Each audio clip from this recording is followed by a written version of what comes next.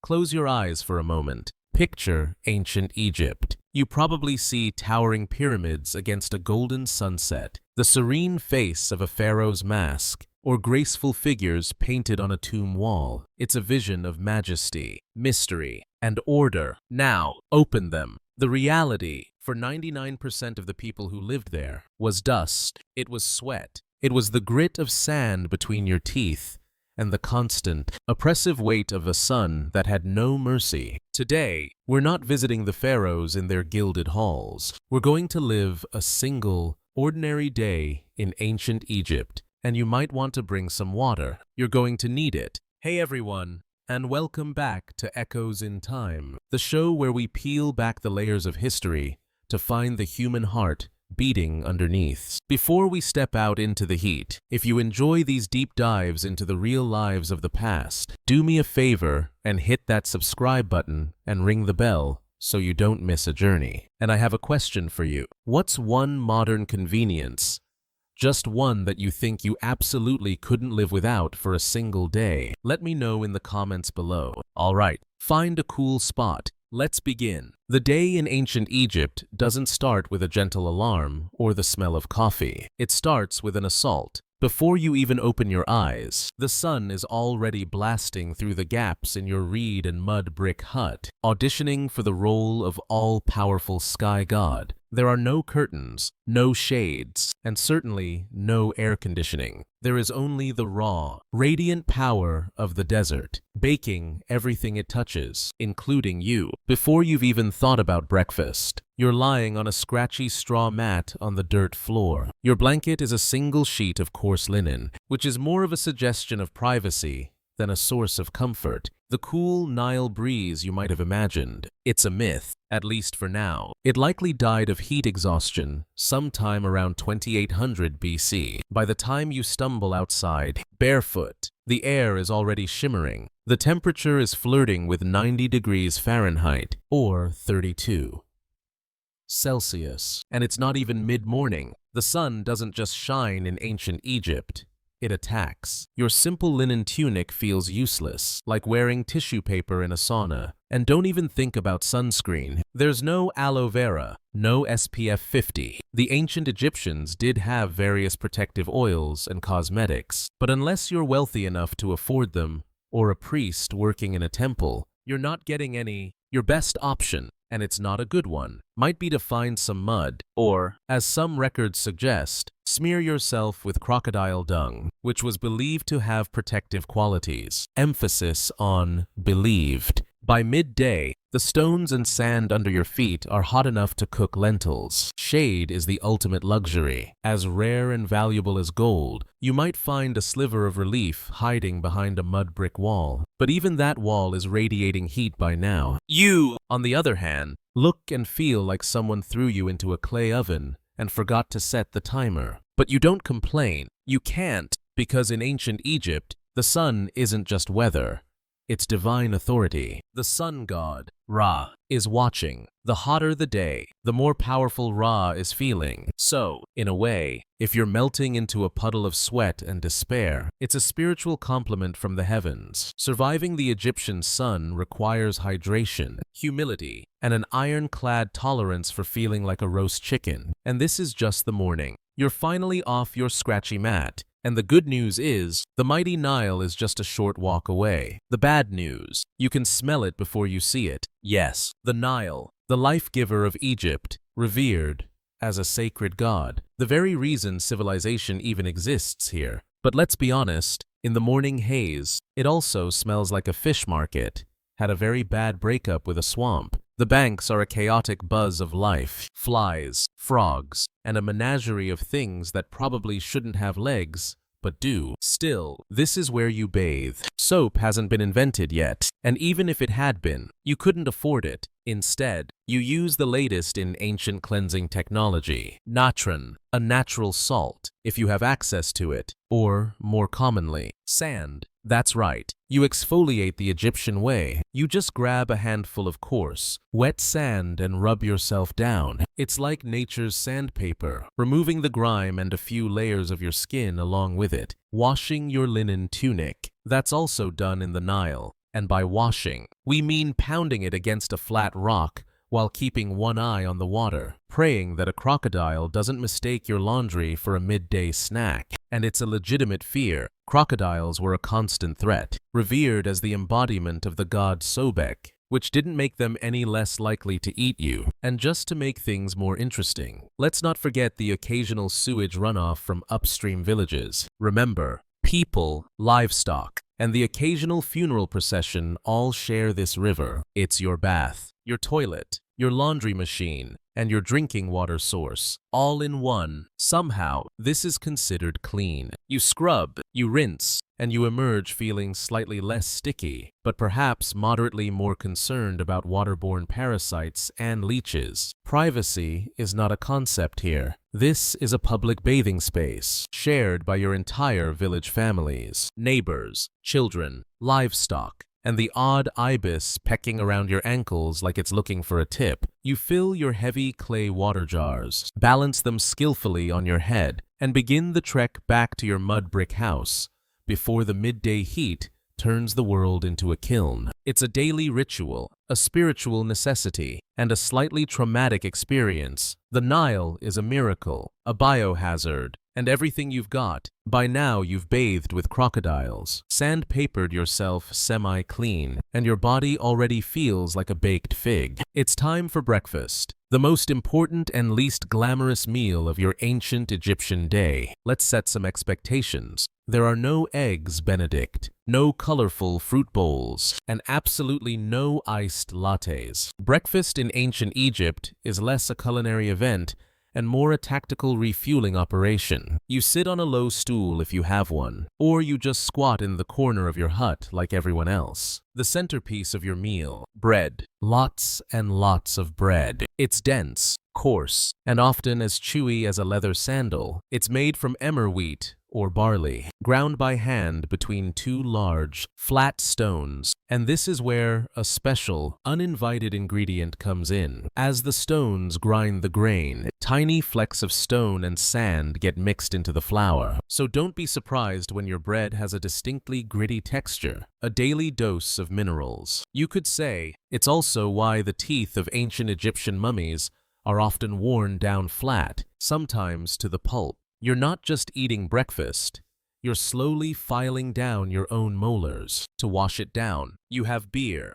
But don't get excited. This isn't a crisp, bubbly craft ale. This is thick, cloudy, lukewarm liquid bread. It's more like a porridge than a pint, a grainy, sour, and vaguely fermented slurry. It's packed with calories and nutrients, and most importantly, it's generally safer to drink than unboiled Nile water, as the brewing process kills most of the dangerous parasites. Even children drink it, not to be edgy, but for basic hydration and survival. If you're lucky, and we mean very lucky, you might get an onion, some garlic, or a few dried dates to go with your bread and beer combo. Protein, only if someone in your family caught a fish that morning and decided to share. As you chew your rock-like loaf and sip your grain sludge, flies buzz around your head as if you've invited them to a buffet. Because for them, you swat at them with one hand, hold your cup with the other, and try not to think too hard about the fact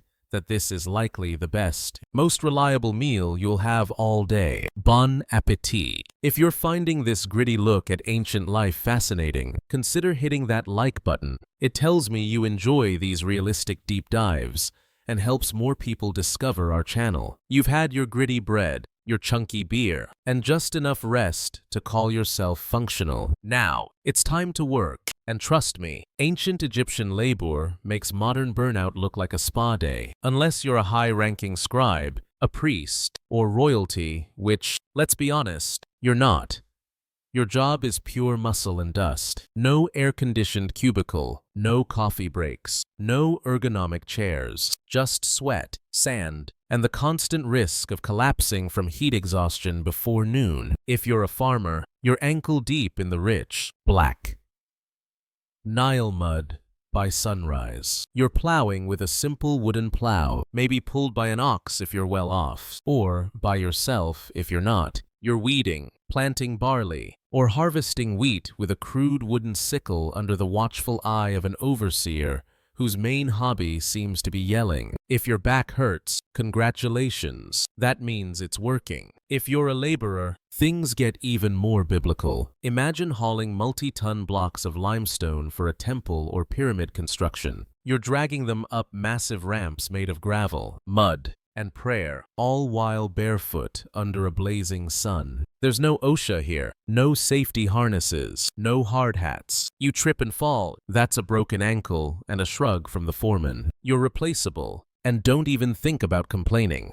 because in ancient Egypt, your boss isn't just a ruler, he's a literal god. The pharaoh is not some guy who got elected or born into a lucky family. He is the living embodiment of the god Horus, the son of Ra, chosen by the heavens to rule over Egypt and maintain Ma'at, the divine cosmic order. Questioning his authority isn't just rude, it's blasphemy. Speaking ill of him could land you a date with a whip, a set of shackles, or an early trip to the underworld with none of your favorite burial goods. You see his image everywhere on statues, temple walls, and coins. His name is chanted in rituals. That's not artistic exaggeration, that's law. You serve with divine joy, or at least, that's what you say you're doing, because pretending you're honored to carve stone for 14 hours a day is much safer than the alternative. And if you're a woman, you're not off the hook. Domestic work is relentless physical labor, grinding grain for hours, hauling water, weaving linen on a vertical loom, raising children, and still helping in the fields during planting and harvest seasons. Your break is when the baby naps for 7 minutes while you prepare the evening meal. There's no clocking out. The sun is your supervisor. When it finally sinks below the horizon, you crawl home, half alive, caked in dust, and dreaming of softer sandals and a less aggressive sun god. Work in ancient Egypt isn't just hard, it's endless, a full-body commitment to survival, day after day, until your body gives out. In ancient Egypt, religion isn't a weekend activity. It's the operating system for your entire life. Your job, your diet, your hygiene, your bedtime rituals all are dictated by gods who seem to have very specific and often demanding opinions. First, you have to understand this. The gods are everywhere. They are your neighbors. There's Ra, who pilots the sun across the sky. There's Thoth, the ibis-headed god of wisdom and writing. Sobek, part crocodile and part nightmare fuel, guards the Nile. And Bastet, the cat goddess, protects the home. Your daily routine revolves around pleasing them and avoiding their wrath. You wake up and thank Ra for the sunrise. You spill some beer and apologize to Hathor, the goddess of joy. Before meals, you offer a small portion of your food to the household gods or your ancestors. Before bed, you pray that Set, the god of chaos, doesn't decide to toss your house into existential disarray overnight. This complex belief system isn't just about fear. It's also a source of comfort. The Egyptians believed life was part of a grand cosmic balance. If you followed the rituals and upheld the principle of truth and order, you had a chance at a peaceful eternity. And that eternity is the ultimate goal. Death isn't the end. It's the beginning of an incredibly bureaucratic journey through the underworld. After you die, your soul is led to the Hall of Judgment. Here, your heart is weighed on a scale against the feather of Ma'at. If your heart, heavy with lies, cruelty, or maybe stealing your neighbor's goat, outweighs the feather, you have failed the test. Your heart is then fed to Ammit, a terrifying creature with the head of a crocodile, the body of a lion, and the hindquarters of a hippopotamus. She doesn't just kill you, she devours your soul, leading to eternal non-existence. The ultimate punishment. This is why Egyptians obsessed over tomb preparations and funeral rites. The Book of the Dead was a spiritual cheat sheet, a guide filled with spells and prayers to navigate the dangers of the underworld. So yes, faith in ancient Egypt isn't optional. It's your job description, your insurance plan, and your travel itinerary for the next life. You've survived another blistering day. You ate your gritty bread, hauled your water, avoided divine wraths, and maybe even dodged a sandstorm. Time to relax. Right, wrong. Because in ancient Egypt, your real test begins after you die. And even then, your rest isn't guaranteed. Tomb robbery was so common, it was practically an industry. The tombs of the wealthy were filled with gold amulets, jewelry, perfumes, and other treasures intended for the afterlife. This was an open invitation for anyone with a chisel and loose morals. Pharaohs tried to combat this with hidden chambers, false doors, and terrifying curses inscribed on the walls. May a crocodile devour his soul, but they rarely worked. The lure of treasure was too strong. After a long life of perhaps 35 years, if you were lucky, and a perilous journey through the underworld, you might finally reach the Field of Reeds, the Egyptian version of heaven, a perfect, peaceful paradise where you could farm without sweat, eat without hunger, and sail the Nile for all eternity. So, would you survive a single day in ancient Egypt? Let's be honest, probably not. Without your filtered water, your antibiotics, your sneakers, and your smartphone, you'd likely fold before the second sandstorm hit. And yet, for all its brutality, for all its hardship, ancient Egyptian civilization endured for over 3,000 years. They weren't just survivors. They were artists, engineers, and dreamers. They believed so deeply in the beauty and order of the cosmos that they built monuments to eternity that still stand today. They lived hard lives, but they never stopped looking toward the stars, toward a peaceful afterlife in the Field of Reeds. Their story is a powerful testament to the resilience of the human spirit in the face of incredible adversity. They found meaning in the struggle, and perhaps that is the most enduring legacy of all. Thank you for joining me on this journey back in time. What aspect of daily Egyptian life surprised you the most? Let me know in the comments. And if you enjoyed this story, please consider subscribing and sharing it with someone who loves to look beyond the myths. Until next time, stay curious. In the heart of ancient Mexico, a pyramid sleeps. But this is not a place of peaceful rest. Its stone walls are not smooth. They are guarded. Dozens of snarling, open-mouthed serpent heads jut out from its surface, their fangs bared, their eyes wide, as if frozen in mid-strike for the last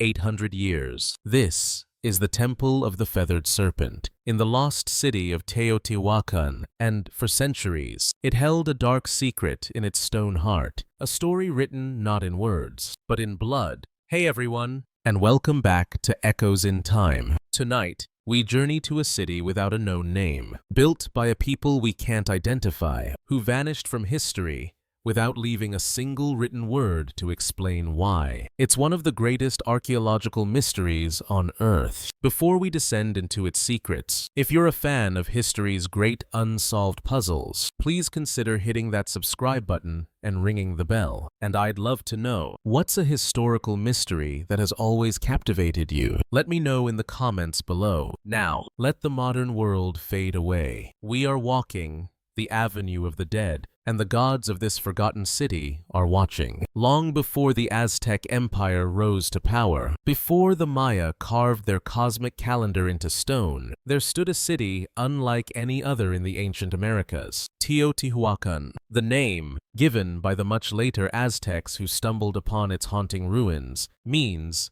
the place where the gods were born. And when you walk its immense central boulevard, the Avenue of the Dead, flanked by pyramids that seem to scrape the heavens, you start to understand why. It feels less like a place built by mortals and more like a place built for giants, or gods. At its zenith, around 450 AD, Teotihuacan was a sprawling, sophisticated metropolis of over 150,000 people. This made it one of the largest and most influential cities in the world at the time, rivaling ancient Rome in its power and complexity. The city was meticulously planned, a rigid grid system, multi-family apartment compounds made of volcanic stone and covered in vibrant murals, and an intricate network of underground drains. And at its heart, three colossal monuments: the Pyramid of the Moon at one end, the colossal Pyramid of the Sun, the third largest pyramid in the world,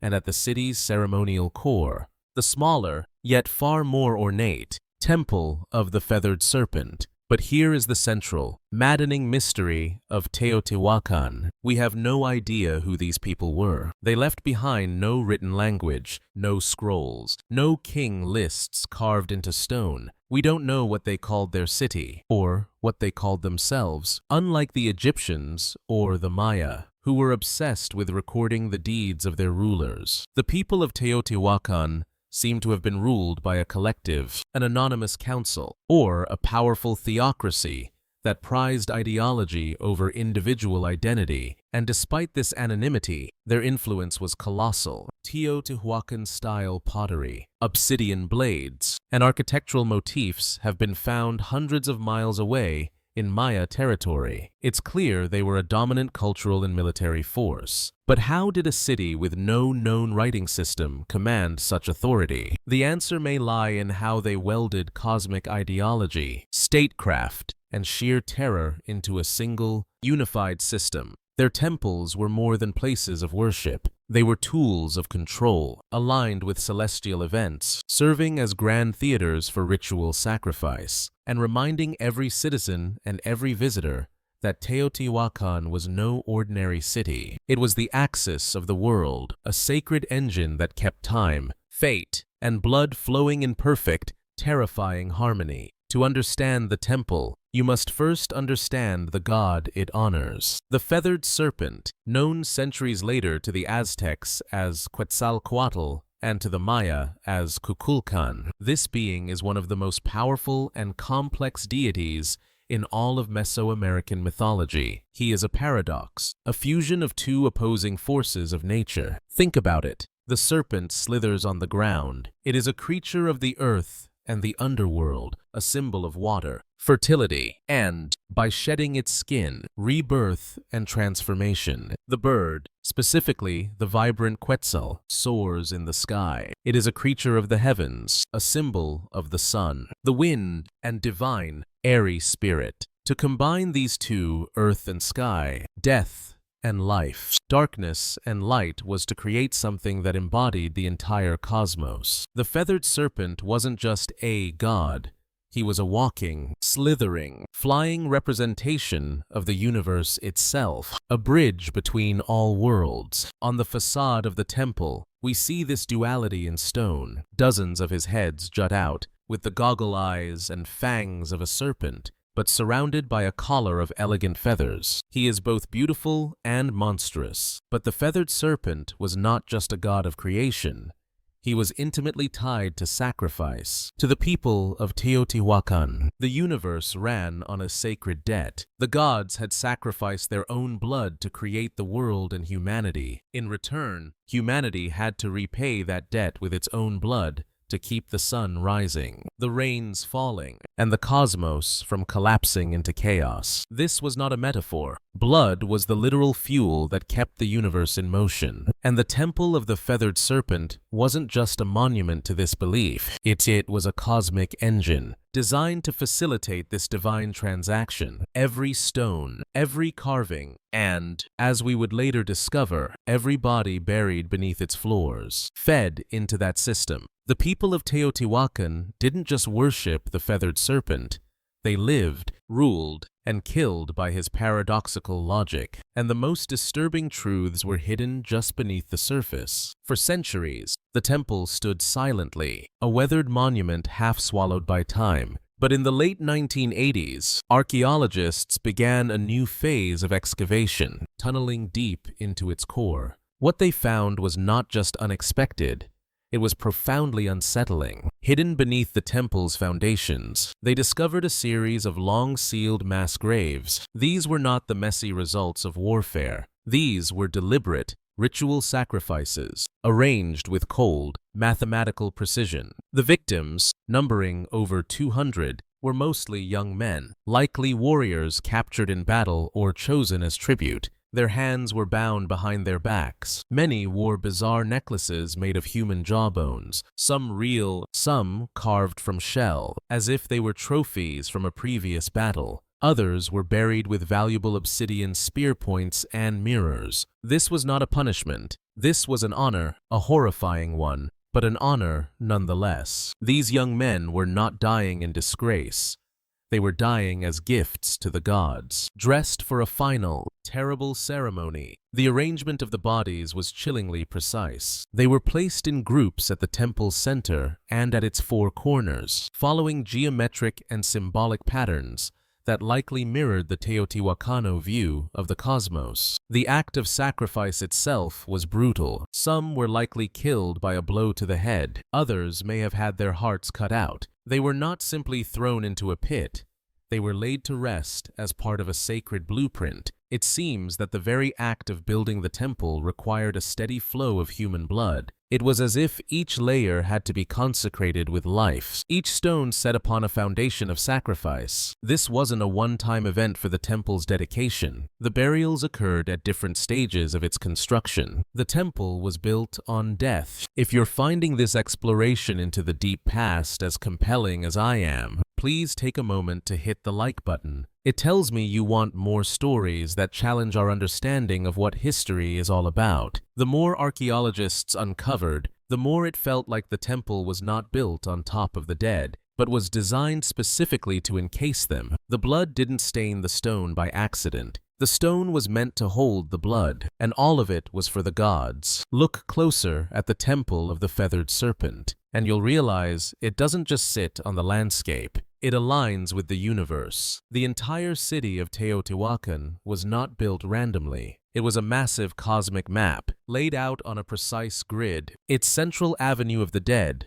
runs at a 15.5-degree angle east of true north. This was not a mistake. It was a deliberate orientation, likely to align with the setting of the Pleiades star cluster on certain ritual dates, or perhaps with the rising point of the sun on a day of cosmic significance. The temple sits directly on this axis, locking it into the city's grand celestial blueprint. But the alignments don't stop there. The temple's very architecture seems to be in dialogue with the heavens. Some scholars argue it aligns with the movements of the planet Venus, which Mesoamerican civilizations viewed as a powerful and often fearsome star associated with war, sacrifice, and the feathered serpent himself. When Venus appeared as the morning or evening star, wars might be declared and rituals performed. The temple was a clock, a calendar, and an altar, all in one. Even more incredible discoveries lay beneath. In 2003, archaeologists uncovered a tunnel, sealed for nearly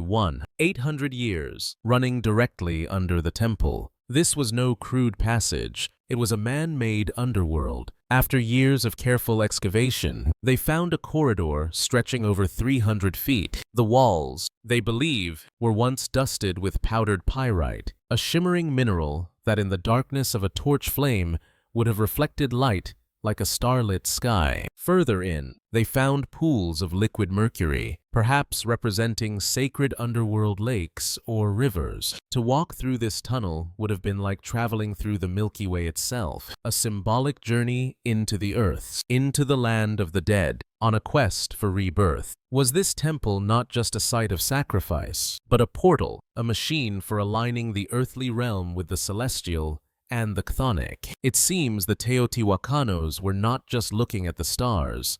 They were trying to build a machine to speak to them. The Temple of the Feathered Serpent was not just a spiritual beacon. It was a political weapon. Its design was meant to overwhelm, intimidate, and remind every person, local or foreign, exactly who held power in Teotihuacan. Imagine you are a visitor.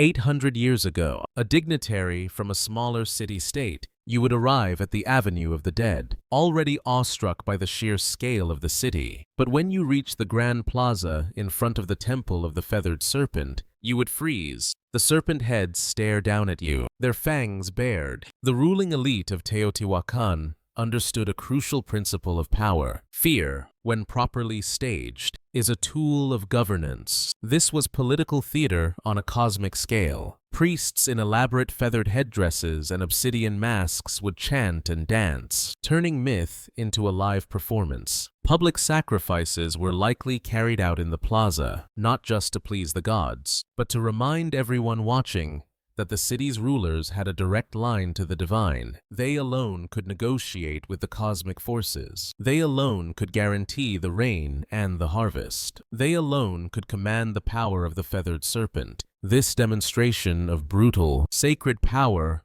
would have been a terrifyingly effective form of propaganda. Visiting dignitaries would carry home tales of awe and terror, spreading the reputation of Teotihuacan's might far and wide. The city didn't always need to conquer with armies. It could conquer with symbols. At its peak, Teotihuacan was the heartbeat of Mesoamerica, a city of fire and stone, of gods and blood, a city that seemed destined to last forever. But around the year 550 AD, something broke. The cosmic engine began to falter. The fall of Teotihuacan was not a loud, glorious defeat in battle. It was a slow decay, followed by a sudden, violent collapse. Evidence points to a long period of drought and environmental strain. The systems that had sustained the city began to crack, and then came the fire. Archaeologists have uncovered widespread burn layers across the city's ceremonial core. The Temple of the Feathered Serpent, along with other elite compounds, was deliberately burned. Sculptures were smashed, murals were defaced, and sacred spaces were desecrated. What's strange is that most of the common residential areas were left untouched. This was not an external invasion. This was an uprising, an internal rebellion. The very people who once watched the rituals in awe may have turned against their priest kings. The temple, once a symbol of divine authority, became a target of fury, and after the fires came the silence. Teotihuacan wasn't completely abandoned overnight, but its soul was gone. The trade networks collapsed. The ruling elite vanished. The great rituals stopped. The city began to fade into the landscape. And yet, the mystery only deepened, because while the city faded, its memory endured. Centuries later, the Aztecs arrived in the Valley of Mexico and stumbled upon its silent, colossal ruins. They were so awestruck that they believed only gods could have built such a place. They named it Teotihuacan, the place where the gods were born, and built their own myths around its pyramids. The irony is staggering. The most powerful city of its time vanished without leaving its name, yet its ruins were so magnificent that a later civilization mistook it for the work of the divine. The gods, it seemed, had gone quiet, leaving only stone and questions behind. Today, the Temple of the Feathered Serpent stands as a haunting monument, not just to a lost civilization, but to a way of thinking that merged power, cosmology, and death into one unbreakable system. Tourists now walk where warriors were once sacrificed, snapping photos where priests once spilled blood, but the ground beneath their feet is soaked in over 200 known sacrifices and countless untold stories. The temple's legacy is a complex one. The feathered serpent himself would live on, adopted by the Toltecs and later reborn by the Aztecs as Quetzalcoatl, a gentler god who brought knowledge and wept for humanity. Myths, like cities, don't die. They transform, but the temple remains a stark reminder of the uncomfortable relationship between faith and power, between beauty and terror. It forces us to ask hard questions. How far will humans go to feel connected to the divine? What happens when religion becomes an instrument of state control? The temple teaches us that greatness can have a dark heart, that civilizations can soar to impossible heights while burying their deepest secrets just beneath the stones. And maybe that's why we keep returning, not just to visit, but to listen, because deep down, we know the serpent is still watching, not to strike, but to remind us of what we once were and what we still might be. What do you think truly led to the collapse of this magnificent city? Was it climate change, rebellion, or something else entirely? Share your theories in the comments. Thank you for joining me in this journey to the heart of a mystery. If you enjoyed it, please consider subscribing and sharing. Until next time, stay curious and keep listening for the echoes.